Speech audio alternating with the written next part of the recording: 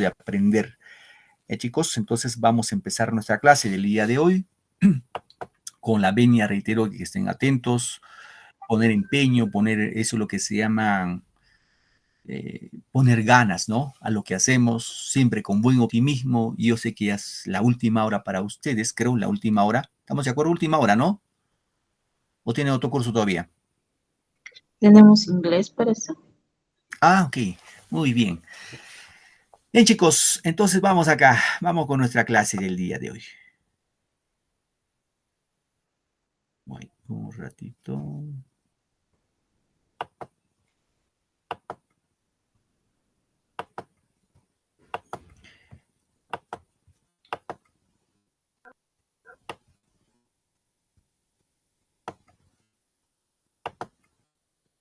Observa mi pantalla, por favor.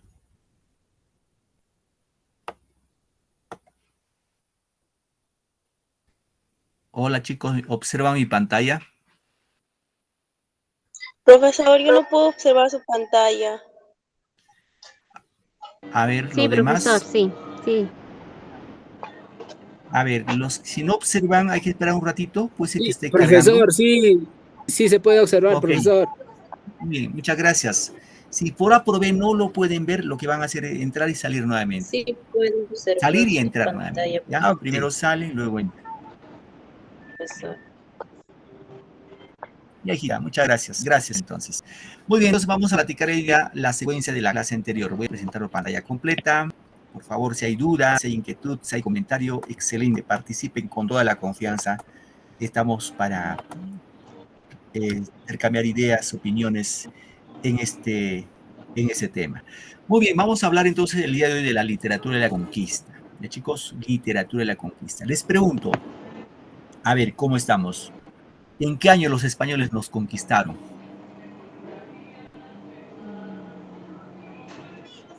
1500. A ver, ya cerquita, cerquita. 1492, profesor. A ver, 492. ya.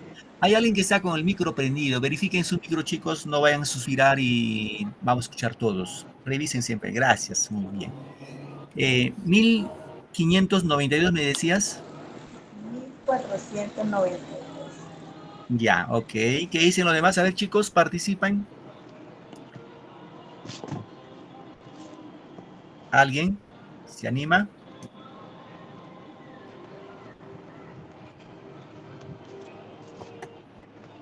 A ver, un momentito, por favor. ¿Alguien quiere ingresar a clases?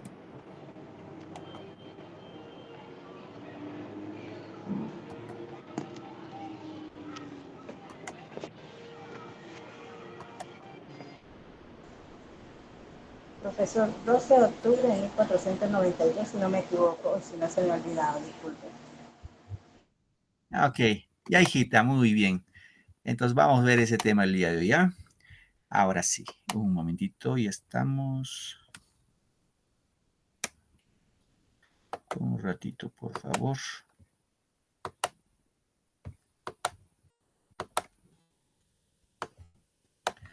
Bien, vamos acá ahora sí. Espero que se esté observando mi pantalla. Muy bien, vamos acá. Vamos a hablar entonces de esta época de la literatura que corresponde a una secuencia histórica que desarrolla nuestra literatura. En este caso vamos a ver de la literatura de la conquista. Un poco para como preámbulo les voy a preguntar, ¿los españoles nos conquistaron o nos invadieron? ¿Cómo lo ven ustedes? Conquista, profe. Ya, ¿qué dicen los demás? ¿Nos conquistaron o nos invadieron los españoles?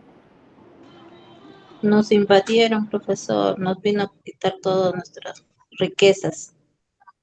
Ya, muy Nos bien. invadieron. Claro. Correcto. El término apropiado debe ser literatura de la invasión. Ustedes dirán, profe, pero ¿por qué pone conquista? Es que lamentablemente ese es lo que dice nuestro sistema, ¿no? Nuestro sistema oficial es literatura de la conquista. Porque si yo lo pongo literatura de la invasión, pues en un momento dado te pueden preguntar en un examen y literatura de la invasión no hemos hecho, no hay, ¿no? Entonces, Lo apropiado como definición sería literatura de invasión. ¿Por qué, profe? Porque, como decía vuestra compañera, los españoles llegaron al Tahuantinsuyo e impusieron su lengua, en este caso el español, y su religión, la religión católica. Nos impusieron, eso hay que tener claro, ¿ya? Ellos nos impusieron. Obviamente la conquista no es así, pues ustedes ya saben muy bien, sobre todo los muchachos saben muy bien. Conquista es un acuerdo, es como si tú conquistas a una chica y llegas a un acuerdo con la chica, ¿no? La chica te va a decir, pues yo quiero ser tu enamorada, pero mira, ve, la condición es esta, ¿no? Yo no voy a salir más allá de las 6 de la tarde, un ejemplo, ¿no?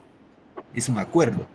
Pero en este caso, los españoles no hicieron ese acuerdo, ellos simplemente vinieron y nos impusieron lo que ellos tomaban o creían por conveniente. ¿Sí? Bien. Entonces vamos a continuar ya, chicos. Vamos a hablar de la literatura de la conquista, en este caso, teniendo con esa acepción. En este caso decimos que imponen una nueva orientación de la vida, obstruyendo el desarrollo normal de nuestra cultura, en este caso la cultura inca, ¿no? La lengua oficial es ahora el español, ¿no? El español que nos van a imponer en este caso los españoles, y la religión católica. Ahora, la pregunta que habíamos hecho es, ¿cuándo nos invadieron los españoles? En este caso, la respuesta es en el año de 1532, ¿ya? 1532, Atahualpa cae prisionero en Cajamarca a mano de los españoles, ¿no? Ahora, como referencia, acá vamos a tener en cuenta las manifestaciones literarias más frecuentes en esta época de la conquista fueron las coplas, eso que tener en cuenta, los romances, y sobre todo las crónicas. ¿Ya? Esto incluso está como pregunta en su módulo, queridos alumnos. ¿Ya? Las manifestaciones más importantes durante la literatura de la conquista fueron las coplas, romances, crónicas. De estos tres dice que acá nos indica la diapositiva que destacan las crónicas. Estas son las más importantes. ¿Sí, chicos? Muy bien. Seguimos. A ver, acá como contexto, ¿no? La conquista se inicia en 1532 con la destrucción de la organización incaica, ¿no? La cruzada religiosa, la imposición de la lengua española y la guerra civil entre los propios conquistadores españoles que va a tener en el año de 1556. Como guerra civil, ¿eh? Ahora hay que tener en cuenta que también en este caso la literatura de la conquista, reitero, se inicia en 1532 y va a finalizar en 1542, ¿no? En 1542. Eso hay que tenerlo muy en cuenta. Chicos?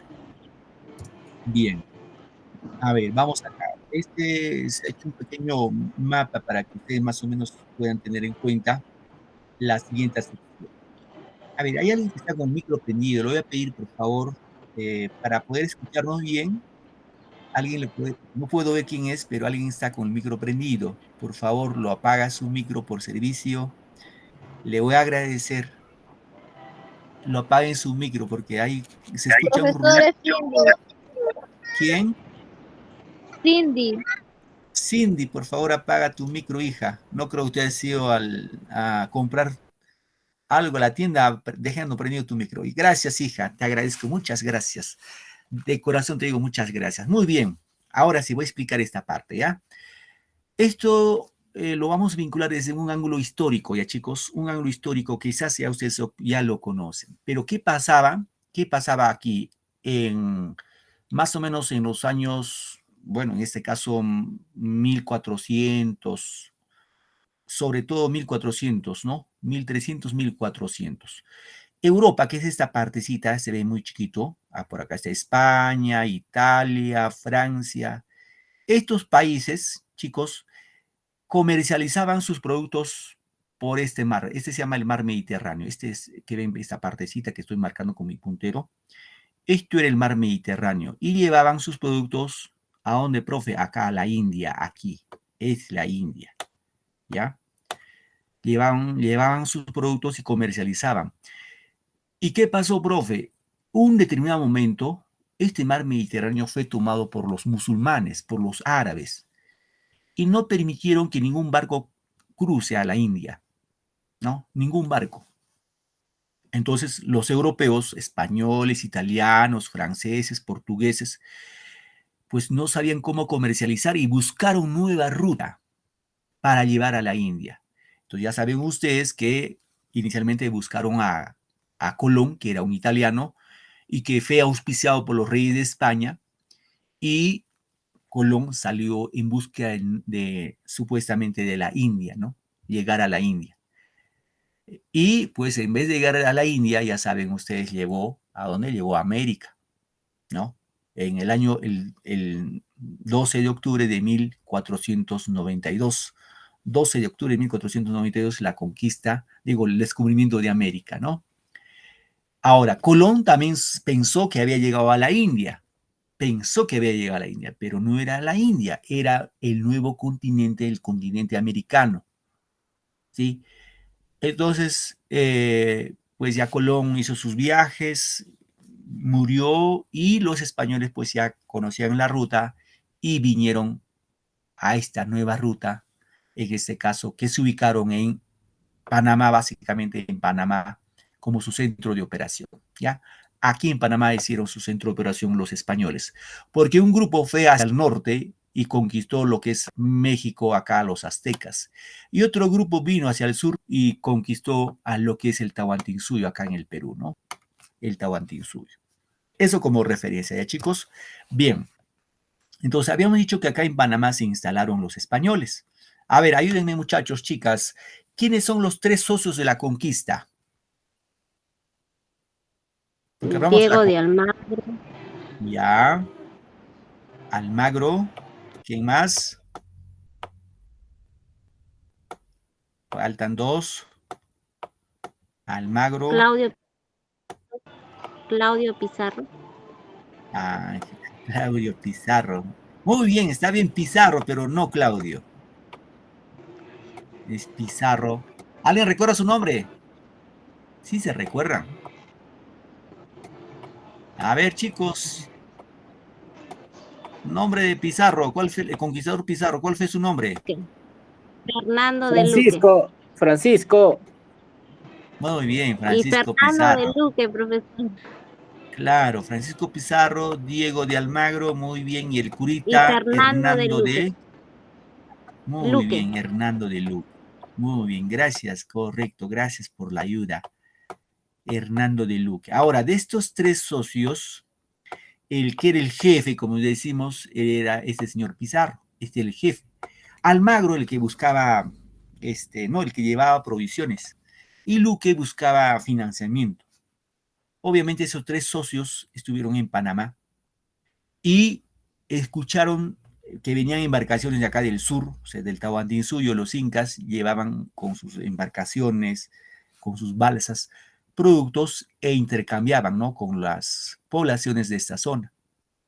Y habían escuchado que en el sur, o hacia el sur, había un país muy rico en oro y plata.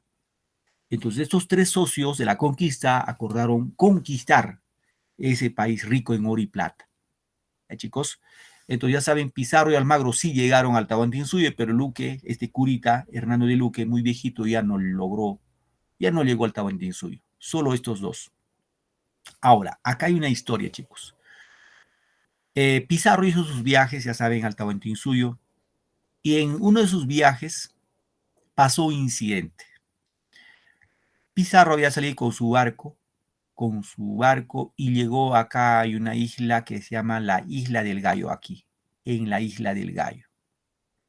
¿Y cuál es la historia, profe, de la Isla del Gallo? Se dice que cuando Pizarro llegó a la Isla del Gallo, en Panamá había un gobernador de nombre Pedro Los Ríos. Este gobernador era el jefe del ejército, digámoslo, de todo, digámoslo, del establecimiento español en Panamá.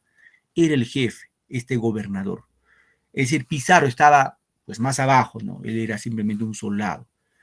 Así que este gobernador español en Panamá se enteró que Pizarro se había ido sin su autorización hacia el sur, y mandó un comendero, o sea, un mensajero, para darle alcance a Pizarro y hacerlo regresar a Panamá. Entonces, cuando ese encomendero fue tras Pizarro, le dio alcance en donde, en esta isla, en la Isla del Gallo, ¿ya? Ahora, ¿qué dice la historia? Se dice que más o menos Pizarro tenían más o menos unos entre 180 a 210 hombres, y lo que hizo Pizarro es pararse frente de sus hombres, de su tropa, sacar su espada y hacer una línea perpendicular, ¿no? O sea, una línea. Y decirle a sus hombres, los que quieren ser ricos, pasen, pasen. Y pasaron 13 soldados, por eso se llama las 13 Islas del Gallo. Ahora, uno de esos soldados escribió una copla, ahí viene la primera muestra literaria, una copla que le escribió al gobernador de Panamá. ¿Y qué dice la copla? Dirán ustedes, la copla son breves, poemas breves, ¿no? Y la copla dice, pues señor gobernador, mírelo bien por entero, aquí queda el carnicero, allá va el recogedor. Esa es la primera copla, ¿no? La primera copla. Bueno, luego se quedaron los 13 soldados, el encomendero regresó a Panamá y pues obviamente Almagro mandó luego más hombres para que Pizarro siga su viaje hacia el sur. Ahora, muchachos, les pregunto, ¿a qué parte del Perú llegaron los españoles por primera vez? ¿A dónde creen que llegaron por primera vez? A ver, ¿tienen idea? ¿A dónde habrían llegado por primera vez los españoles?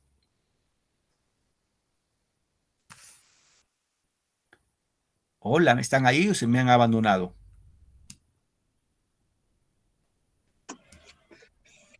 Por ¿A dónde Tumbes. creen? No sé, Tumbes, dice. profe. Está A bien, Lima, no, profesor. a Lima, está bien, no tenemos idea, profe, pero está bien, hagan señales que están atentos a clase. Lima, Tumbes, ¿alguien más? ¿Alguna otra idea, muchachos? ¿A dónde creen que llegaron por primera vez los españoles? ¿Saben a dónde llegaron, chicos? Aquí, a este lugar que está al sur de Tumbes. Este lugar se llama Piura, ¿ya? Piura, wow. Alguien se acordó que hay clases. Disculpen, chicos, igual algunas veces soy un poco comprensivo por el tema de vuestros compañeros, por el tema de la línea, etcétera, ¿ya? Bien, entonces voy a continuar, por favor. Les pido, sí, su atención, porque algo vamos a aprender acá. Les voy a contar una pequeña crónica, ¿ya? Una crónica, cómo llegaron los españoles en este caso, al Tahuantinsuyo. Bien. Estábamos acá, ¿no? Voy a agrandar esto.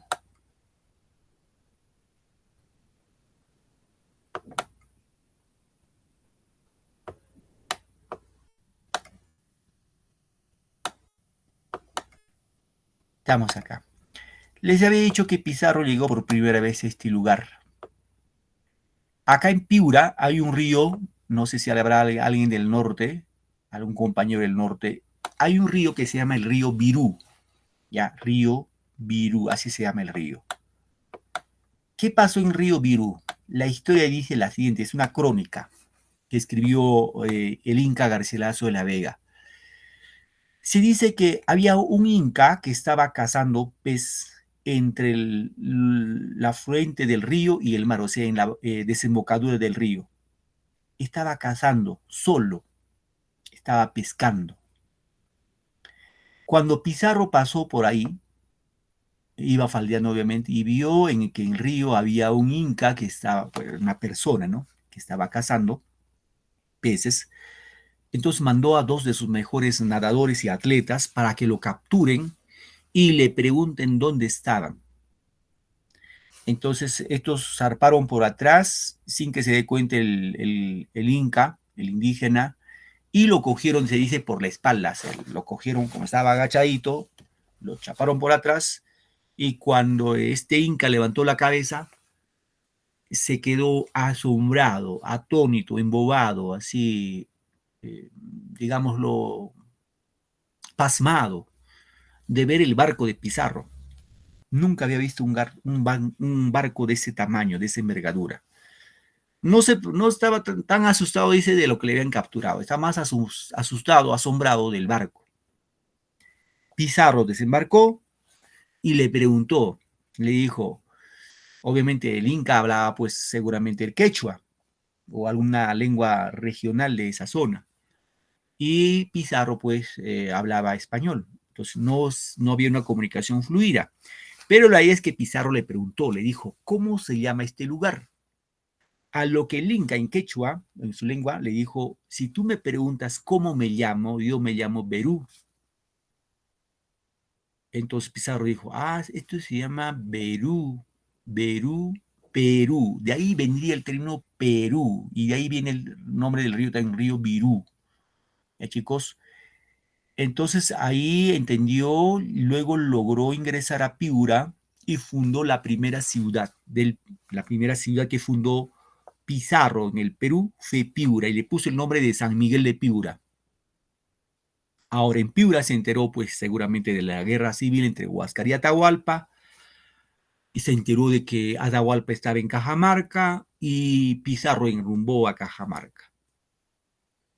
Y en Cajamarca lo cogieron, pues ya saben ustedes, fue hecho prisionero Atahualpa, y esto fue ya en el año 1532, en la que sucumbe el Tahuantinsuyo, ¿no? Sucumbe el Tahuantinsuyo. Obviamente en Cajamarca hubo cierta resistencia de los incas defendiendo a Atahualpa, pero muy poca, muy poca. Ahora la pregunta es, un poco porque también tenemos un enfoque crítico, ¿no? Escuchen muchachos, si los incas se dice que eran más o menos entre 11 a 12 millones de incas, ¿ya? Y los españoles eran más o menos 270 hombres. La pregunta es, ¿por qué tan fácil nos conquistaron los españoles? Si ellos eran 270 y nosotros éramos más o menos entre 11 y 12 millones de incas. ¿Por qué tan rápido nos conquistaron? Ojo, esa época pues no había ametralladora ni tanques, nada. Lo máximo, el arma que tenían los españoles era el famoso arcabuz. Y el arcabuz pues es un arma así como una escopeta en la que tú vas cargando y disparas, ¿no? Uno por uno. No era pues automático. A ver, ¿por qué creen muchachos que los españoles nos conquistaron así rapidito? Por la soberbia, profesor. ¿La soberbia de los incas o de los españoles? De los incas, de los incas. Ya, muy bien, correcto. A ver, otra opinión, otra inferencia. Acá hacemos inferencias. ¿Por qué creen que nos conquistaron rápido?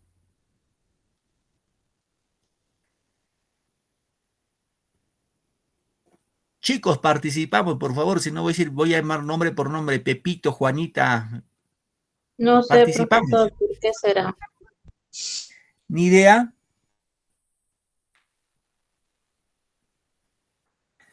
Bien, a ver, le explico allá. Hubo básicamente tres motivos. Tres motivos, ¿ah? Primer motivo, el Tahuantinsuyo estuvo dividido. Un grupo estaban a favor de Atahualpa y otro grupo estuvieron a favor de Huáscar. Es como ahora nosotros en el Perú estamos divididos, ¿no? Un grupo que apoya a Castillo y otro grupo que apoya a Dina. Estamos divididos. Claro, ahora no hay guerra civil, pero en esa época hubo guerra civil y a Atahualpa lo mató a Huáscar. Entonces, un grupo estuvo a favor pues de Atahualpa y otro grupo estuvo en contra. Los que estuvieron en contra dijeron, pues, bravo, bravo, que lo maten a ese sinvergüenza. Un motivo. Segundo motivo, en el Tahuantinsuyo ya saben que los incas iban sometiendo de pueblo en pueblo, los iban sometiendo. Por ejemplo, sometieron a los huancas, a los chancas. Acá en Huaraz sometieron a los huaylas, a los chinchas, etcétera, etcétera. Iban sometiendo. Y muchos esos pueblos no querían pues a los incas, querían ser independientes. Y cuando llegaron o vieron la llegada de los españoles, se sintieron como una manera de liberarse de los españoles. Dijeron, bueno, es el momento de liberarnos de los incas. Y apoyaron a los españoles. Apoyaron a los españoles. Y otro motivo es que hay una leyenda, un mito, más que leyenda, es un mito, el mito de Huiracocha. ¿Y qué dice el mito de Huiracocha? El mito de Huiracocha dice que el dios Huiracocha iba a retornar, nuevamente iba a venir a gobernarnos y iba a salir entre las espumas del mar. Entonces, cuando Atahualpa salió del mar, Muchos de los incas dijeron que era el mismo dios Viracocha que había retornado a gobernar pues, ya luego de haber visto esa guerra entre Atahualpa y Huáscar, dijo, bueno, pues, Viracocha dijo, ya, no más divisiones, no más guerra, yo nuevamente entro a gobernar. Entonces creyeron que Pizarro era pues Viracocha, lo cual no era cierto. Se basaron a la mitología del dios Viracocha. Entonces esos fueron los tres motivos por los cuales los incas rápidamente sucumbieron frente a los españoles, fácilmente. Es más, por acá, por ejemplo, acá en Huaraz se cuenta la historia que pasaron por aquí, y en esa época aquí estaba pues el reino del Huaylas, que está más o menos como centro, estaba de acá a 1 hora hacia el norte. Y este curaca, jefe de los Huaylas, le regaló, fíjense, le regaló a su hija, a Pizarro, le dijo, pues llévate a mi hija como tu esposa, bueno, no sé como tú qué, pero llévatela. Y Pizarro, pues agradecido, le dijo, bueno, gracias, muchas gracias, me lo llevo. Y le puso el nombre de Inés Huaylas, ¿no?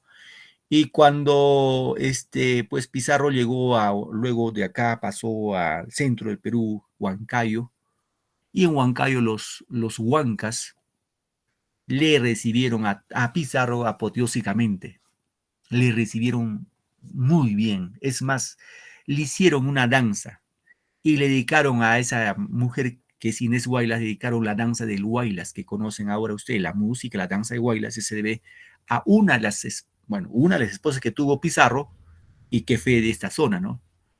Ahora, este curaca de Huaylas no solamente regaló a su hija, le regaló también hombres, o sea, soldados, regaló auquenios para carga, le dio provisiones a Pizarro. Entonces Pizarro pues se fue feliz, así iba recorriendo y tenía gente pues a su favor. Llegó a Cusco. Profesor, lo miraban como unos dioses. Claro, un grupo de incas sí lo veían como dioses, como eran pues altos, barbudos, blancos, y la mitología dice que el dios Viracocha era así, alto, blanco, rubio, y confundieron que eran pues así como dioses, ¿no? Pero no sabían pues que estos eran unos malvados. No sabían eso, lamentablemente no sabían eso. Entonces llegaron a Cusco, en Cusco hubo cierta resistencia, pero no más, no más. Manco Inca, el único ahí con Inca Cahuire, etcétera, resistieron, más no hubo resistencia. Una vez instalados en Cusco, ¿qué hicieron estos sinvergüenzos? Disculpen el término, chicos.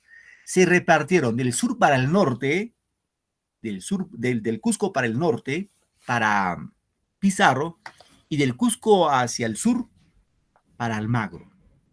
Se repartieron Mita para ti, Pizarro para el norte, y del Cusco hacia el sur, para en este caso, para Almagro.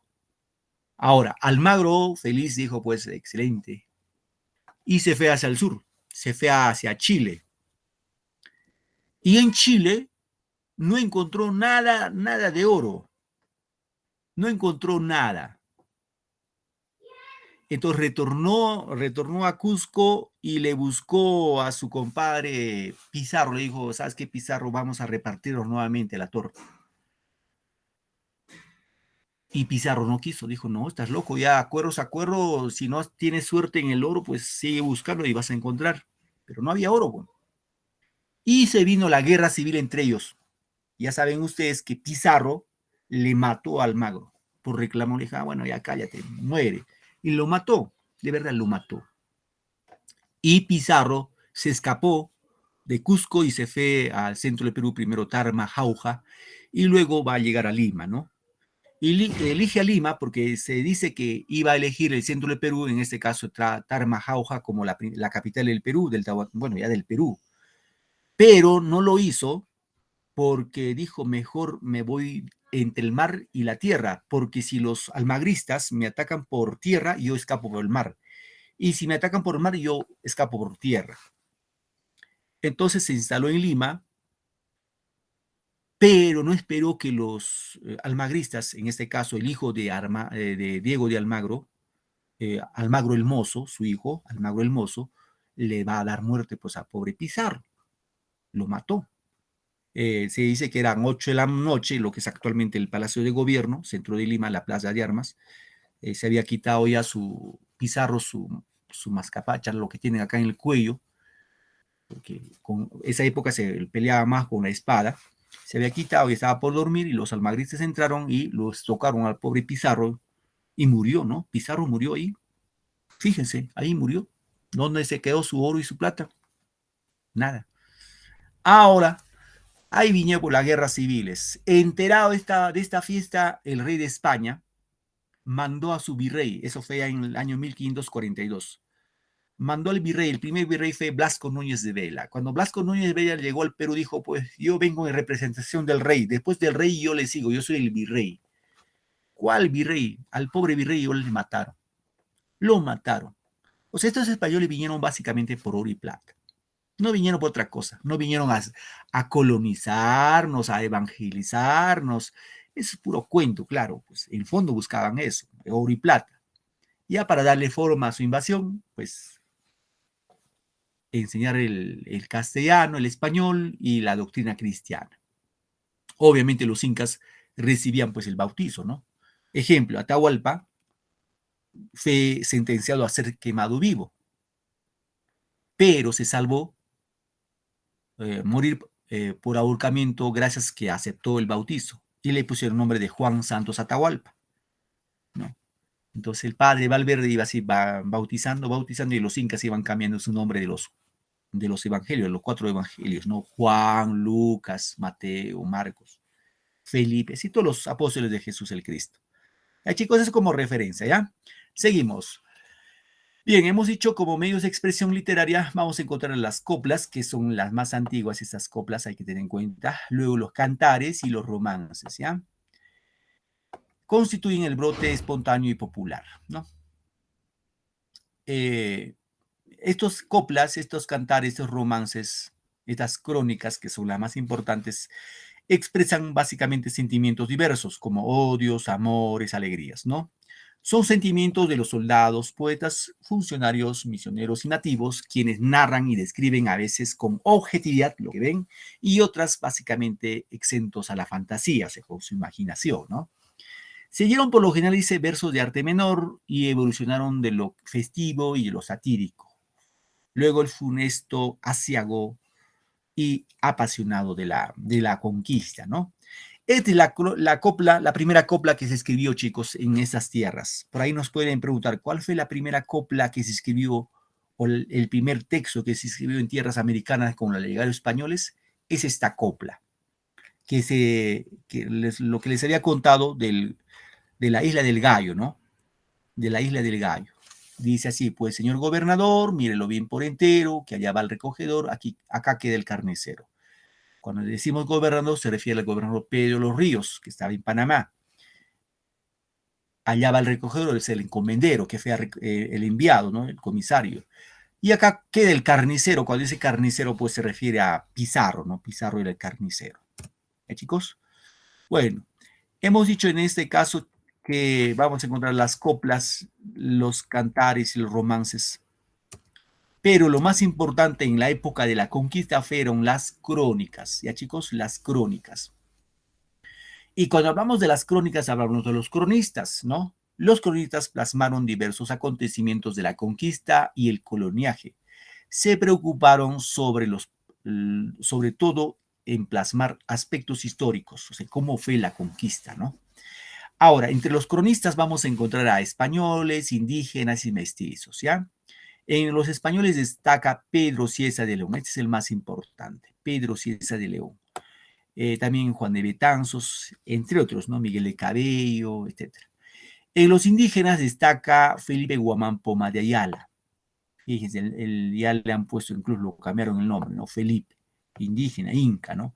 Y los mestizos, Inca Garcilaso de la Vega y Blas Valera.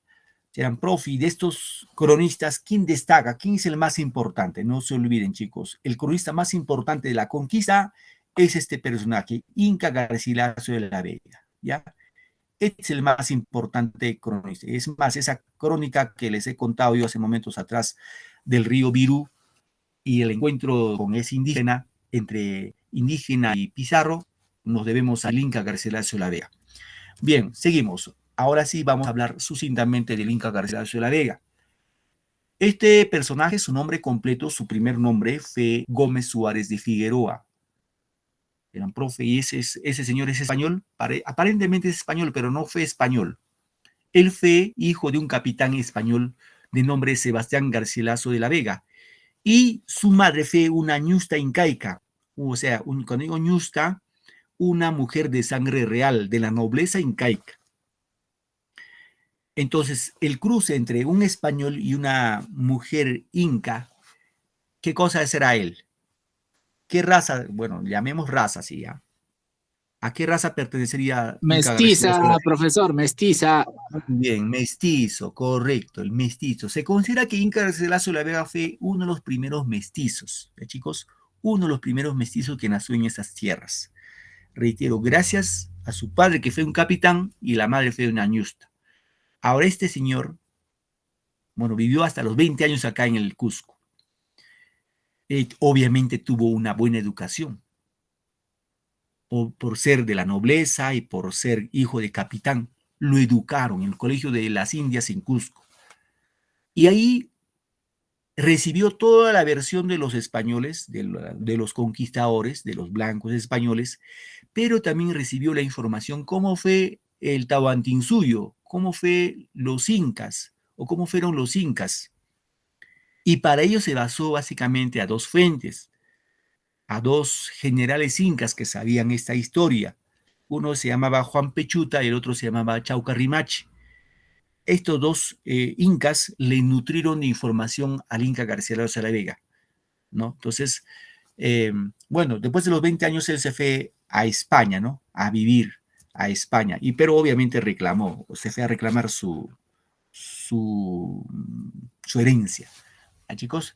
Bien, acá decimos Isabel Chimpuoglio es su madre, ¿no? La madre del Inca Garcilaso de la Vega, ¿no? Sus padres fueron el capitán extremeño Sebastián Garcilaso de la Vega y la princesa Inca Chimpuoglio o Isabel Chimpuoglio. ¿Ya, chicos? Gómez Suárez de Figueroa vivió sus primeros años en Cusco y se vino a vivir a España. Ahora, este nombre de Gómez Suárez de Figueroa es el nombre de su tatarabuelo, que le puso su papá, o sea, Sebastián Garcilaso le puso este nombre inicial, pero él se cambió de nombre y dijo, me voy a llamar Inca Garcilaso de la Vega. Garcilaso de la Vega gracias al apellido de su padre y lo antepuso el Inca en memoria de su madre, ¿no? Bien, ahora cuando se va a España, después de los 20 años, porque ahí publica sus obras en España, no lo publica acá en el Perú, en España se fue a reclamar, como le decía, la herencia de su papá. Y sus medios hermanos allá en España simplemente lo desconocieron. Le dijeron, pues, quién sabe, hijo de quién serás. Y no le dieron ninguna herencia. Pero él, hay que tener en cuenta si esto claro, muy claro, queridos alumnos, Inca Garcilaso de la Vega estuvo de acuerdo con la conquista. Él estuvo de acuerdo. Él nunca dijo, no, ¿cómo puede ser posible que nos hayan conquistado? No, él estuvo de acuerdo. Y se quedó y los restos de su vida y murió en España. Ya, chicos, eso como referencia para tenerlo en cuenta. Bien, ¿qué obras escribió el Inca Garcilaso de la Vega? ¿Qué libros escribió? La Florida del Inca es una de sus obras, los comentarios reales de los incas, la historia general del Perú, la segunda parte de los comentarios reales, diálogos de amor, ¿no? Genealogía de García Pérez. De aquí lo más importante, la obra que destaca sobre las demás es esto de acá, los comentarios reales de los incas, ¿ya? Que tiene dos partes. La primera parte, que habla netamente de la historia de los, en este caso, antes de la llegada de los españoles, y la segunda parte que narra básicamente después de la llegada de los españoles. ¿Ya, chicos? Eso siempre tengamos en cuenta. Acá como referencia, ¿ya? La primera parte, publicada en Lisboa, ya saben, Lisboa, capital de Portugal, ¿ya? Capital de Portugal, que fue publicada en 1609. ¿No? En la cual hace una descripción geográfica, fauna, flora y costumbres del antiguo Perú, o sea, antes de la llegada de los españoles, ¿ya? Aquí nos va a contar el origen de los incas. Por ejemplo, yo sé que todos ustedes han leído, por ejemplo, la leyenda de Manco Cápac y Mama Ocllo, ¿no? ¿Sí? ¿Han leído, chicos? En la primaria. La leyenda de Manco Cápac Mamaocllo. Hola muchachos, ¿me están escuchando? Sí, profesor. ¿Han leído? Sí, profe. Sí, profesor. Sí, profesor. Sí han escuchado, ¿no? La leyenda de Manco Cápac y Mamaocllo. Por ejemplo, lo debemos gracias a Inca Garcilaso. De los hermanos Ayar también, por ejemplo, ¿no? El mito de Pacaritampo.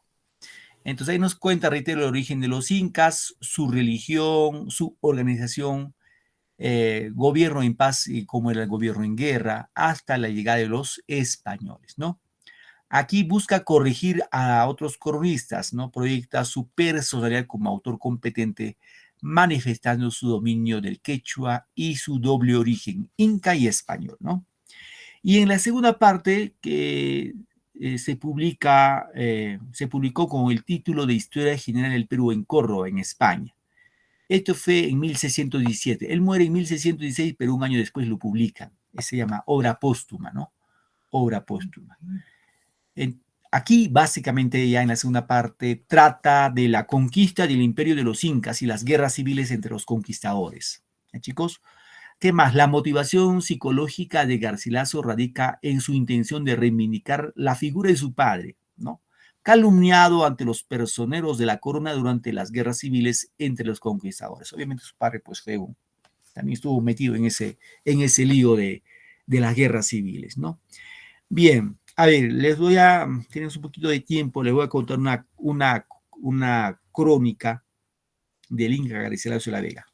A ver, chicos, chicas, a ver, les pregunto, ¿ustedes saben cómo los incas tenían el parto?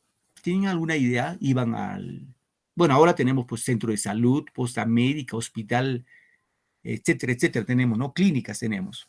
Pero ¿cómo era el parto en las épocas de los incas? ¿Dónde daban luz las mujeres? ¿Tienen idea Había una ustedes? partera. ¿Había una? Partera. Ya, Que una lo hacía partera. dar a luz naturalmente. Lo hacían beber también, creo que igual será igual Bebían que alguna como en la bebida para sierra. acelerar el parto, el dolor. Ajá, muy bien. Gracias.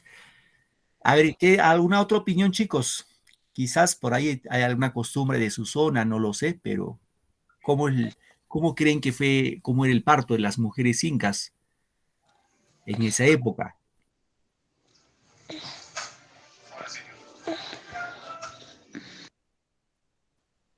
A ver, les voy a contar una, ¿ya? Esta es una crónica reitero, del Inca Garcilaso de la Vega. ¿Cuál era, dice, la costumbre? Ojo, era una costumbre de la mujer inca de dar luz. En esa época no había, pues, no había médicos, seguramente así como ahora, ¿no? Se dice que cuando la mujer inca sentía los dolores de parto, se iba sola al borde de un río, se buscaba un río. Obviamente para eso llevaba sus pañales, llevaba un hueso para cortar el cordón umbilical, etc. Pero iba sola, sin compañía ni del esposo, ni de nadie, sola. Y la mujer daba luz en el río. ¿Ya? ¿Qué más, profe? Luego de dar luz la mujer, seguramente le cortaba el cordón umbilical, le bañaba con agua fría. Obviamente los incas mayormente han radicado en la sierra, en los Andes. Lo bañaban con agua fría, menos su o menos su cabeza. Esta partecita cuando somos bebés es muy blandita, ¿no? Entonces eso no debían mojar, no lo mojaban, no lo bañaban, solamente lo demás, parte de su cuerpo. Y luego retornaba a su casa ya cargado su cría, su bebé, ¿no? ¿Qué pasaba luego? Pasaba luego, esa mujer criaba a su hijo, seguramente un año, y a un año más o menos el niño puede sostenerse, aunque sea apoyándose, ya puede sostener, intenta caminar, etc. La mujer inca dice, dejaba, por ejemplo, ponía una banca, chicos, escuchen eso, una banca, y en esa banca lactaba a su bebé. La mujer se sentaba en la banca y el niño tenía que lactar parado,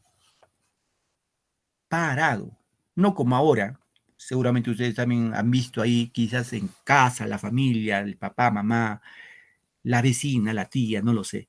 Lactan, el bebé lo lactan así, Como echadito. animalito. Entonces, ajá, al lactarlo así como echadito, pues el niño está feliz, echadito, tomando su tetita. Ah, pues no se preocupa. Pero ahí había una lección, muchachos. ¿Cuál era la lección, profe? Le querían dar la lección de que para comer, porque el niño tenía que tomar su lechecita, tenía que esforzarse. Y ese niño, pues, así paradito, se esforzaba en lactar, ¿no? Se cansaba, soltaba su tetita y ahí, pero si quería, pues tenía que, lo levantaba la madre, lo podía ver y tenía que lactarlo. Entonces le enseñaban desde muy niños, a trabajar, al trabajo, de que para comer hay que trabajarlo, hay que sudarlo. Y ahora ustedes pueden ver, dirán, profes, ahí se me manda la razón. Ahora pues lactan, las mujeres lactan hasta 2, 3 años y en los carros vas ahí bien sentadita el niño, wow, tomando su teta. Tremendo viejonazo el hijo, muy feliz ahí como chanchito lactando. Nos enseñaron, fíjense, los incas, cómo nos enseñaron, nos daban esa lección, ¿no? De cómo criar a sus hijos. Y obviamente saben ustedes, más que yo por historia, en los incas pues no había poder judicial, no había abogado, no había, simplemente se basaron con los 3 códigos morales, el Amasúa, Amayuya, Maquella. Amasúa, no seas ladrón, Amayuya, no seas mentiroso, y Amaquella, no seas ocioso. Pero, profesor, cuando cometían Dime, hija. algún error o algún robo, también les castigaban o no. También Claro, había alguien sí, que muy cierto. los juzgaba por las malas actitudes que hacían. Es así, es correcto, muy cierto. Por ejemplo, ¿no? El ama, por ejemplo, cuando eran cleptómanos, se robaban, por ejemplo, en cada pueblo se dice que había unos yayas, un anciano del pueblo, ¿no? Y ese anciano seguramente con todo el ayllu, le exhortaba que no robe, le exhortaban. Ahora, si ese inca pues seguía con sus andanzas, le aplicaban el castigo, lo que tú dices, pero ojo, ahí le cortaban la mano, le cortaban la mano. Y así Manco seguía robando, lo aplicaban el famoso, lo que ustedes seguramente han escuchado hablar el término de el Ushananhampi, lo mataban, se dice eso, ¿no? No lo sé, pero se dice que en ciertos lugares del Tahuantinsuyo habían precipicios y los arrojaban. Y eran precipicios que el cuerpo ya no lo podían ver nadie más. Se quedaban ahí seguramente a merced de los aves de rapiña, etcétera, ¿no? Pero eran implacables. Así con lo que tenían, eran implacables, ¿no? Entonces, pues no era tanto la degeneración como ahora, ¿no? Ahora, pues lamentablemente nos hemos degenerado ahí de todo. Ustedes, y seguramente por los medios de comunicación ya saben cómo está nuestra sociedad demasiado degenerado. En esa época seguramente había, pero eran pocas las leyes, pero se aplicaba, ¿no? Se aplicaba en forma estricta. ¿Sí, chicos? Bien, una última crónica, ya, porque antes que nos ganen la hora, porque el tiempo es oro. Una crónica, por ejemplo, ¿ustedes sabían que Pizarro, a ver, les pregunto, Pizarro para ustedes, ¿sabía leer o no? ¿Cómo lo ven? Sí, Ya, sí, dice que dicen lo demás. A ver, muchachos. La crónica dice la siguiente. Los que vinieron a conquistarnos fueron personas que salieron de las cárceles de España, es decir, los españoles, los reyes de España mandaron a las cárceles a comunicar. ¿Y cuál era el mensaje? Le decían, ustedes están en la cárcel, ¿quieren ser libres? Obviamente, ¿quién no? Sí, yo quiero ser libre. Muy bien, van a ser libres, pero a cambio que van a ir a conquistar nuevas tierras. Y ese tipo de gente nos vinieron a visitar. Eran como bandidos que los mandaban acá al Claro, Perú. Hacían sí, lo que sí, querían cuando llegaron acá al Perú. sí, como sí, los venecos, profe, como los venecos. algo de eso, ¿no? Algo de eso. Entonces, ¿qué pasó? Soy venezolano. Ajá, ¿qué pasó, chicos? ¿Qué pasó? Pasó lo siguiente. Atahualpa pensó que el tema de leer y escribir era cuestión de Dios, cuestión divina, porque los españoles leían su Biblia, escribían también. Entonces Atahualpa pensó, dijo, ¿y esto cómo saben leer y escribir? Entonces salió a la conclusión de que debe ser cuestión divina, o sea, cuestión de Dios. Pero un día hizo la prueba, él estuvo en prisión y siempre le cuidaba a un soldado, y a un soldado que le cuidaba le dijo, por favor, en una hoja escríbeme la palabra Dios. Entonces ese soldado le escribió, le dijo, Dios se escribe así. Gracias, le dijo, ¿no? Sí, se lo guardó el papelito, ¿no? De la palabra Dios. Tiempo después ingresó Pizarro y Pizarro, Atahualpa le dijo, no, Pizarro, ¿sabes qué palabra dice acá? A lo que Pizarro no supo responder. Entonces ahí Atahualpa sacó una conclusión, dijo, la cosa de leer y escribir no es cosa divina, es cosa aprendida. Si otros leen y escriben y este señor que es el jefe de todos no sabe ni leer, entonces no es que es divina, sino es aprendida. Sí, chicos, es una crónica, por ejemplo. Es que tienen que esforzarnos para aprender a leer y leer bastante para poder entender las cosas. Yo Muy creo. bien. Claro, es correcto, hija. Muy bien, queridos chicos, les he tenido una hora de martirio, gracias por su tiempo y su paciencia. Nos vemos el próxima semana, ¿ya? Gracias, tienen otro curso, que tengan un bonito día, un bonito fin de semana, cuídense mucho y felicidades a todos y gracias, reitero, por su buena paciencia. Buenos días, chicos. Hasta la próxima clase. Gracias, profesor. Estuvo interesante la clase. Muy bien, gracias, Juan. Hasta luego, nos vemos. Cuídate. Hasta luego, hasta luego. Buen Hasta día. luego, profesor. Chao, Aresa. Chao, Hasta Gloria. luego, Cuídate. profesor. Chao, Cindy. Chao, Esmilda. Cuídate. Nos vemos. Adiós, Esmilda. Oh, Esmilda, ¿me quieres decir algo, hijita? Chao, profesor, hasta la próxima clase. Chao, Ada. Cuídate. Nos vemos. Cuídate. Felicidades. Bueno, Esmilda me levantó la mano de adiós en todo caso. Muy bien, chicos. Gracias.